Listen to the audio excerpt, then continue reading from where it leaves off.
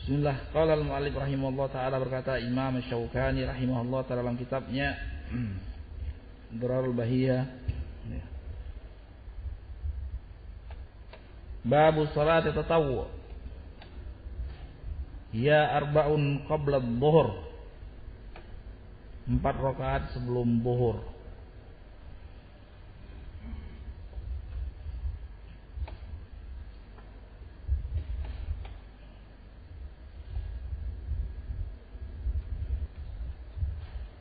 Sahih Bukhari, Sahih Muslim.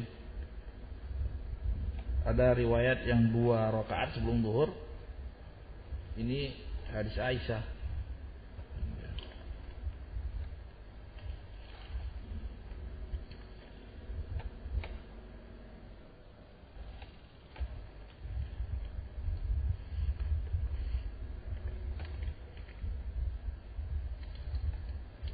Adapun arba'un ba'dah,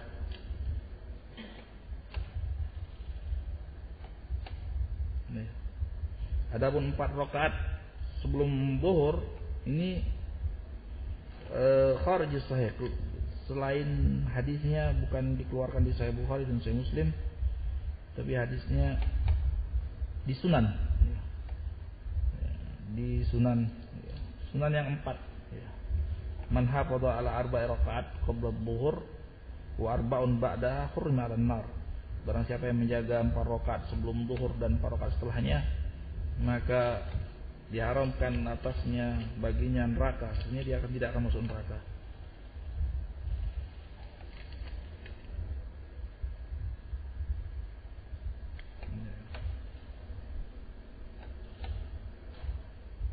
Ini.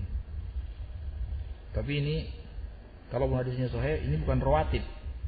Jadi bukan rawatib, jadi sunnah. Ada yang sunnah itu yang dawam alaihi Nabi SAW, yang dikerjakan oleh Rasul terus menerus, itu namanya rawatib. Nah, hukumnya beda sunnahnya, derajatnya. Ya. Derajatnya beda. Kalau yang rawatib itu sunnahnya muakkadah, sangat ditekankan. Kalau yang bukan rawatib, berarti dikerjakan hukumnya ya sekali-sekali sunnah, sekali-sekali dilakukan, sekali-sekali tidak juga tidak apa-apa.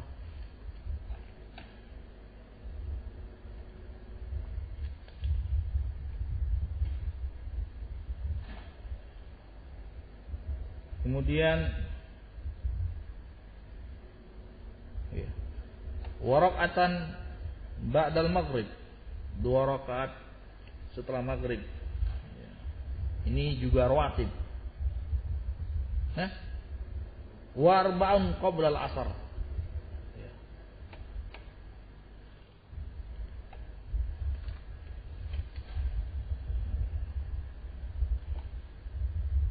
Wa arba'un qabla al-asar. Di sini ada hadisnya. Rahimallahu mar'an shallal qabla al-asar arba'an. Hadisnya diriwayatkan oleh Imam Tirmidzi, semoga Allah merahmati seorang yang salat sebelum asar 4 rakaat. Ya. Hadisnya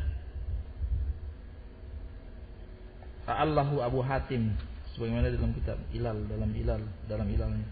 Jadi Imam Abu Hatim menganggap ini hadis yang cacat. Tidak ada yang sahih hadis yang 4 rakaat sebelum asar dari Rasulullah SAW. Kecuali hadis Ali, itu pun Syekhul Islam Ibnu Taimiyah mengatakan itu maudhu. Iya. Ini tidak sahih. Hadis yang mengatakan 4 rakaat sebelum asar itu dikatakan sebagai rawatib tidak sahih. Tapi kalau dikerjakan sekali-sekali tidak mengapa. Termasuk dalam keumuman hadis baina kulli adzanain shalah, nanti akan kita sebutkan. Antara 2 azan, antara azan dan qiyamah itu ada shalah. Umum sifatnya, tapi bukan yang muakkadah, bukan yang rawatib. Ya. Wa raka'atan ba'dal maghrib. Ya. 2 rakaat setelah maghrib. Ini hadisnya sahih tuh. Hadis Aisyah, hadis di Sahih Bukhari, Sahih Muslim, hadis Ibnu Umar. 2 rakaat setelah maghrib.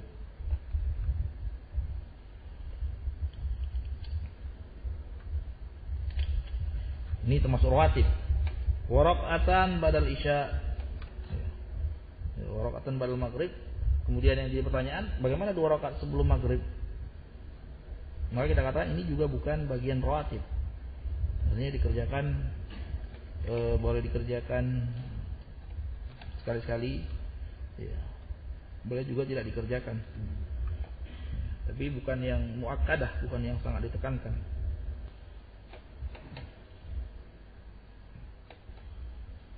Tapi ada di Sahih Bukhari, ya, dari hadis Abdullah bin Mughaffal, Rasulullah SAW bersabda, "Shallu qabla al-maghrib, shallu qabla al-maghrib, shallu qabla al-maghrib liman syaa." Iya. Salatlah sebelum maghrib, salatlah sebelum maghrib 3 kali dikatakan oleh Rasulullah SAW. Bagi yang mau. Ini apa? Namanya ya sunnah juga, tapi bukan sunnah muakkadah. Boleh dikerjakan, tapi bukan sunnah muakkadah. Bukan rawatib. Ini jadi harus dipahami. Ya, harus dipahami apa maksudnya yang rawatib, apa maksudnya bukan rawatib. Jadi ada salat yang mengiringi salat yang mengiringi salat wajib sebelum atau sesudahnya, ada yang rawatib, ada yang bukan rawatib. Ya, rakaat sebelum maghrib ini bukan rawatib. Yang rawatib itu yang setelahnya. Tapi apa hukumnya? Ya sunnah, tapi bukan muakkadah. Bukan sunnah yang ditekankan.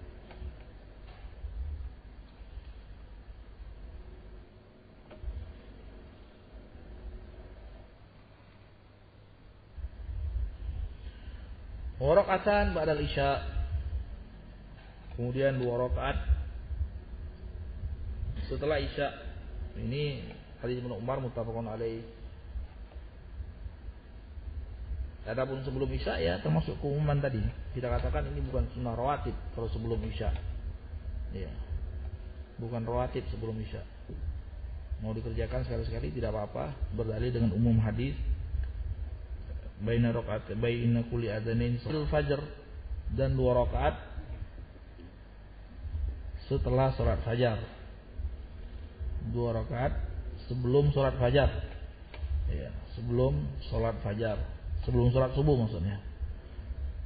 Ini yang paling ditekankan. Ini yang paling ditekankan dibanding yang lainnya. Paling ditekankan dibandingkan yang lainnya. Hadis Sahih Bukhari Sahih Muslim dari Aisyah, lam yakunin Nabi sallallahu alaihi wasallam ala syai'in min nawafil ashadda ta'ahudan min ala raka'atain qabla subuh. Jadi Rasulullah SAW tidak pernah ya, benar-benar memperhatikan, menjaga salat sunnah yang lebih besar perhatiannya daripada 2 rakaat sebelum subuh.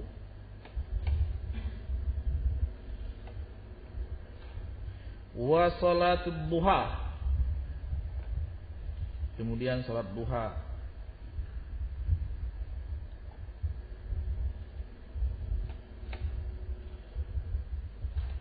Ya. Ini beliau mengambil pendapat jumhur ulama, mengatakan bahwasanya itu sunnah.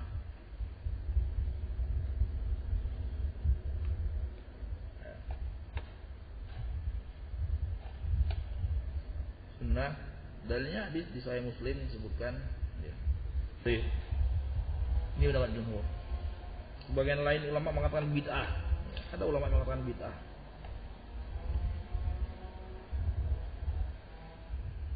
Ada yang mengatakan enggak sunnah, boleh-boleh aja. Ini yang rajih itu sunnah. Dikatakan oleh sebagaimana yang disebutkan oleh Abu Hurairah, "Ausani khalili bi salas." Ya. Di antaranya rakaat duha. Rasulullah mewasiatkan kepadaku 3 perkara, di antaranya 2 rakaat salat duha.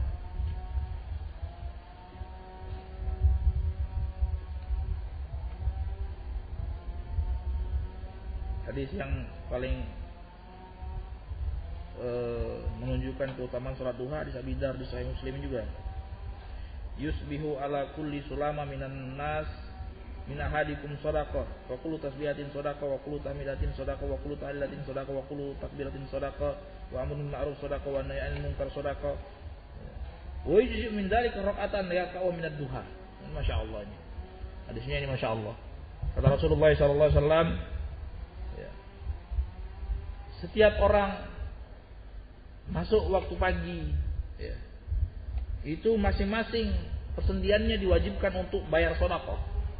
Ya. Persendian jari, kelingking, jari ini, persendian tangannya, lehernya, kakinya, berapa persendian kita? Ada berapa persendian? Ada berapa persendian? Nah, kan?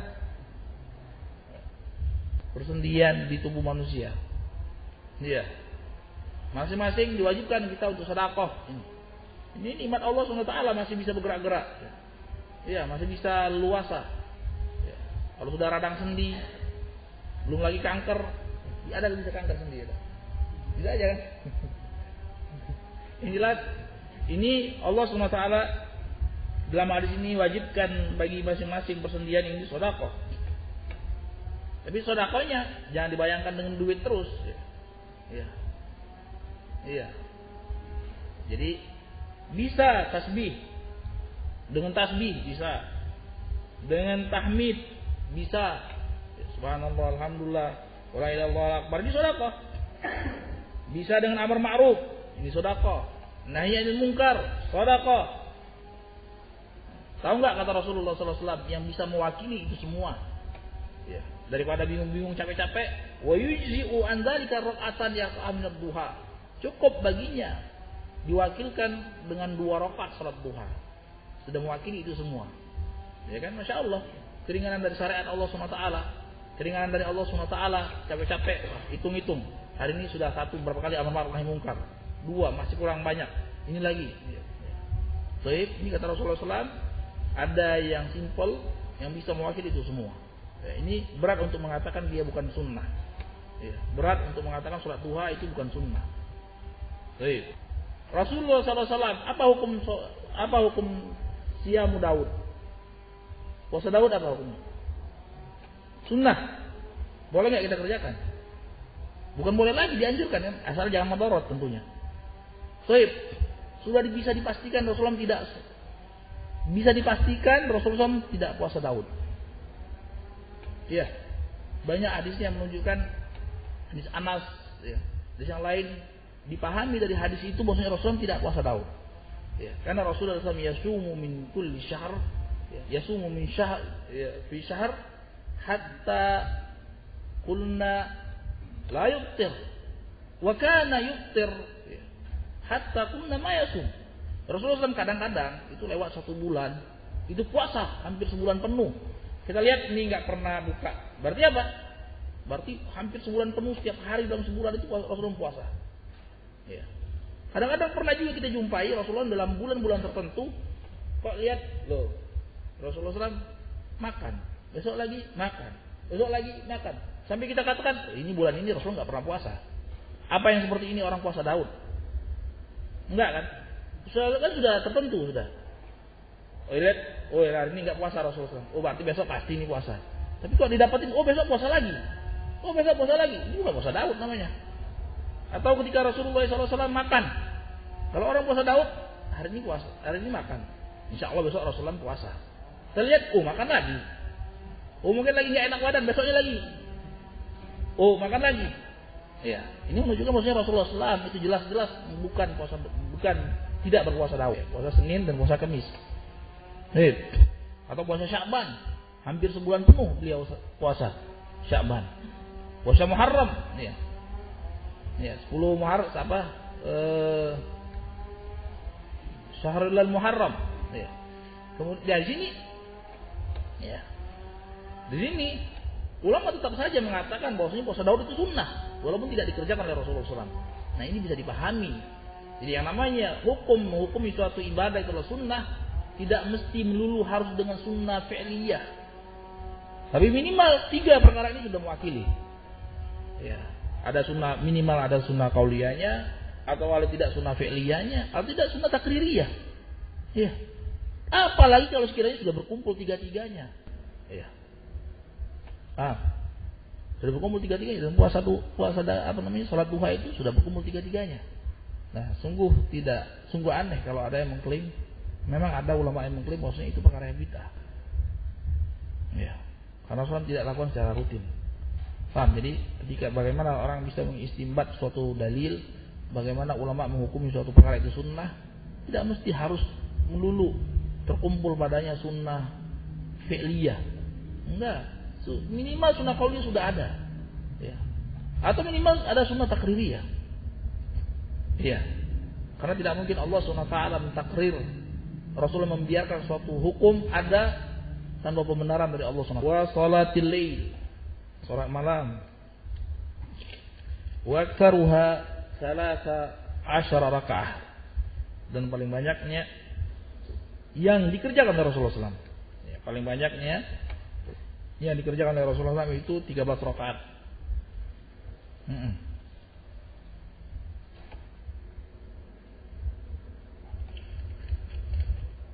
Ini paling banyaknya yang dikerjakan oleh Rasulullah SAW.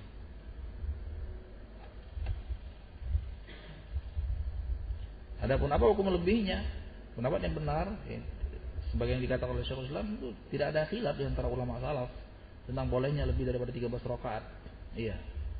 Ini tadi. Dari mana?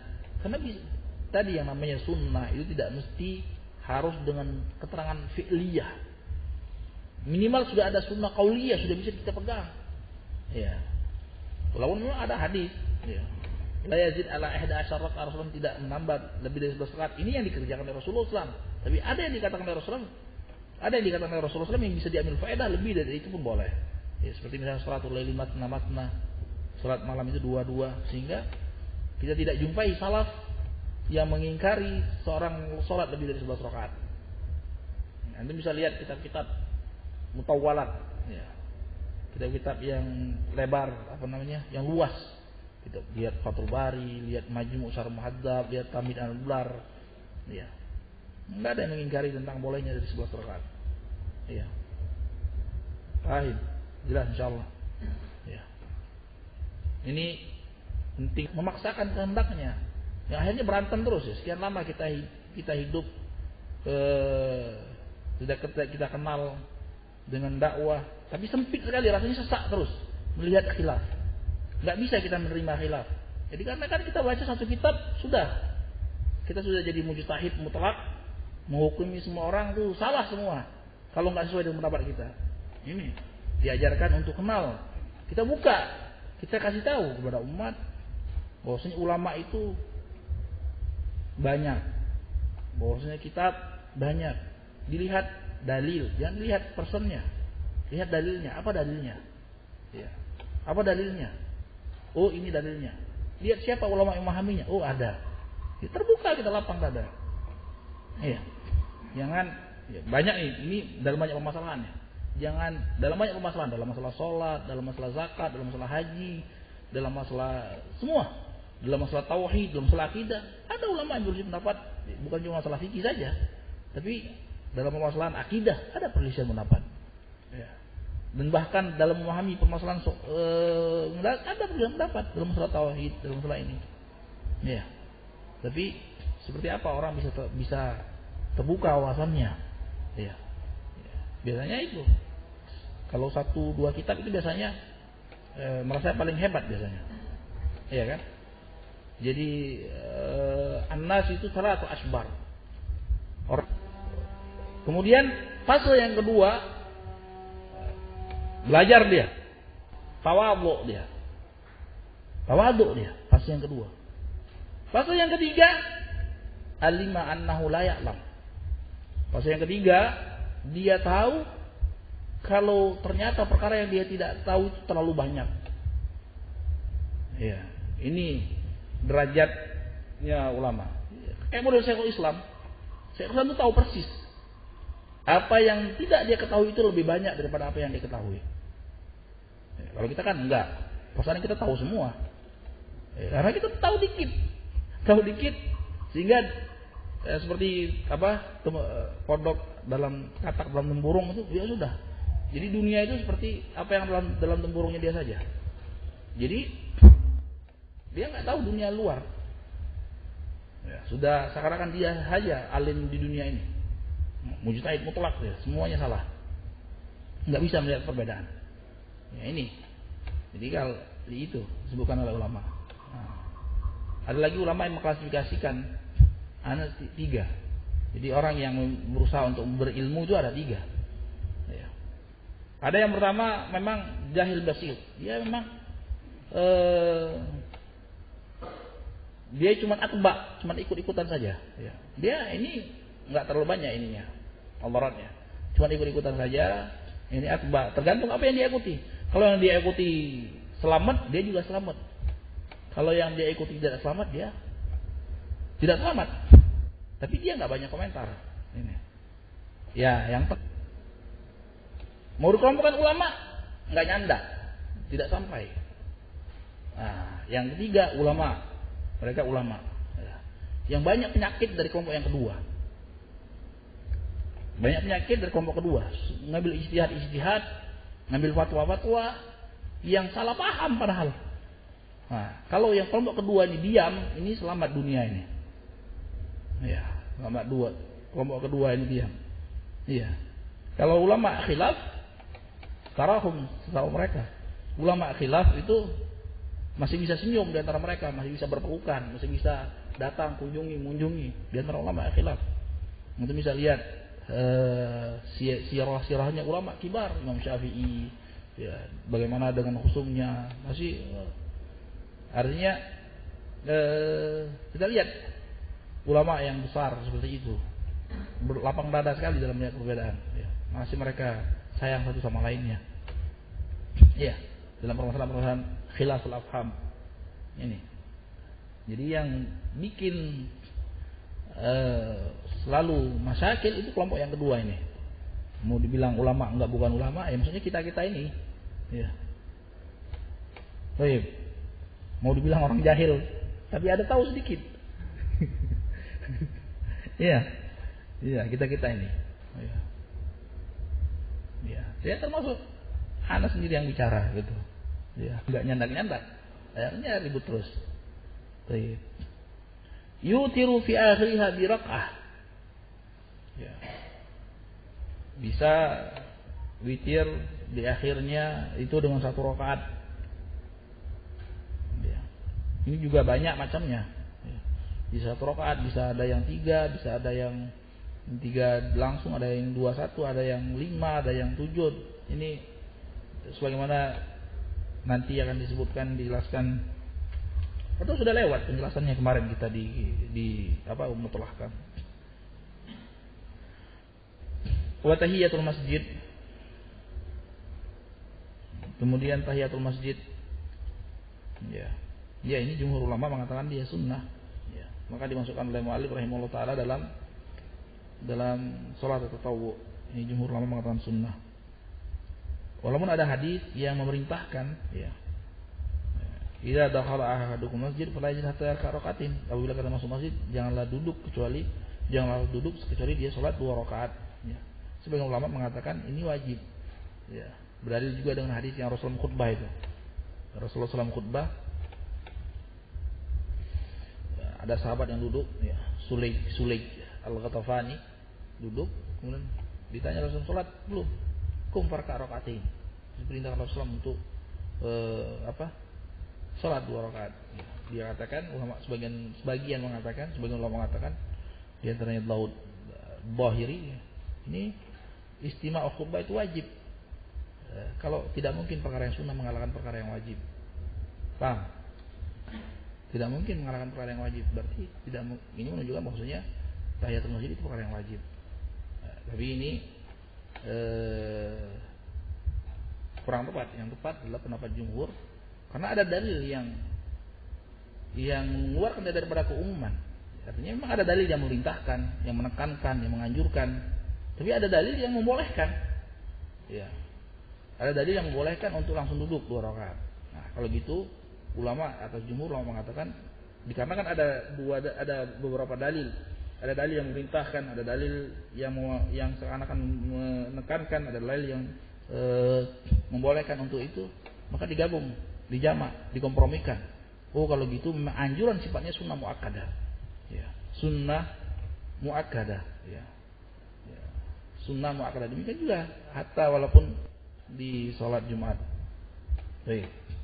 Iya. Gitu. Ada hadis ya.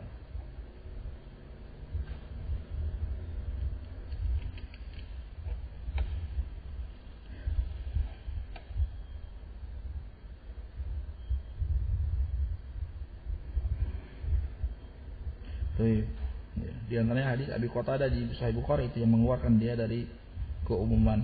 Ya. Hadis yang salah senafar.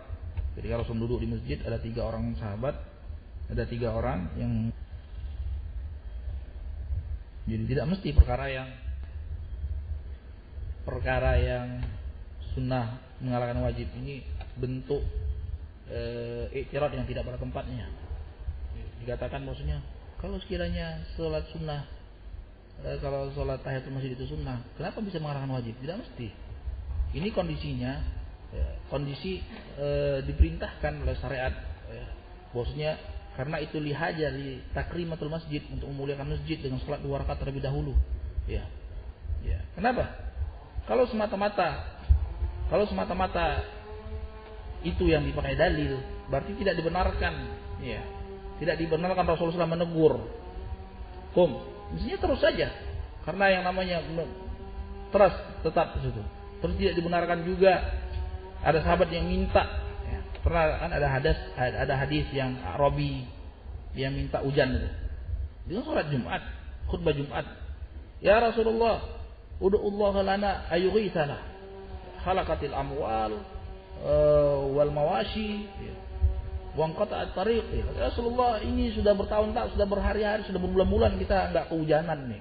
Mati, banyak binatang mati, banyak pohon-pohon kita mati. Bisa mati kelaparan kita.